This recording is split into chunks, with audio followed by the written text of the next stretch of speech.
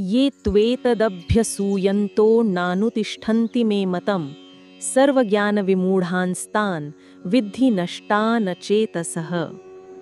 अर्थात, परंतु जो लोग दोष दृष्टि यानी ईर्ष्या के कारण मेरे इस उपदेश का पालन नहीं करते, उन विवेकहीन और संपूर्ण ज्ञान में मोहित हुए लोगों को तुम नष्ट हुआ ही समझो। यह श्लोक उन लोगों के लिए गंभीर चेतावनी है जो भगवान के निर्देशों की उपेक्षा करते हैं।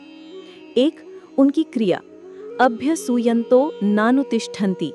ये वे लोग हैं जो अभ्यसूयन्तो यानी ईर्ष्या या दोष दृष्टि के कारण भगवान के उपदेशों का पालन नहीं करते। वे सोचते हैं कृष्ण ऐसा क्यों कह रहे हैं, वे हमें नियंत्रित करना चाहते हैं या ये सब अव्यवहारिक है।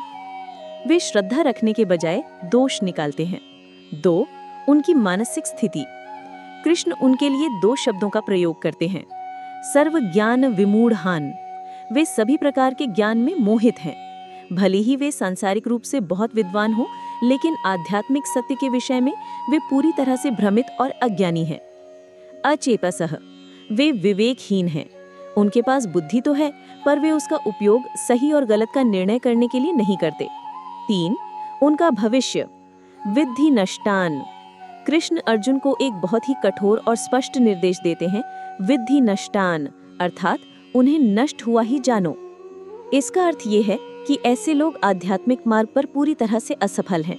वे जन्म मृत्यु के चक्र में फंसे रहते हैं और सच्चे सुख और शांति को कभी प्राप्त नहीं कर पाते। उनका मानव जीवन, जो मोक्ष प्राप्ति का एक सुनहरा अवसर था, नष्ट हो जाता है। श्लोक का सारांश ये है, भगवान के उपदेशों के प्रति अश्रद्धा और दोष दृष्टि व्यक्ति को आध्यात्मिक विनाश की ओर ले जाती है। जो व्यक्ति दिव्य ज्ञान को अस्वीकार करता है, वह वास्तव में अपने ही कल्याण के अवसर को नष्ट कर देता है।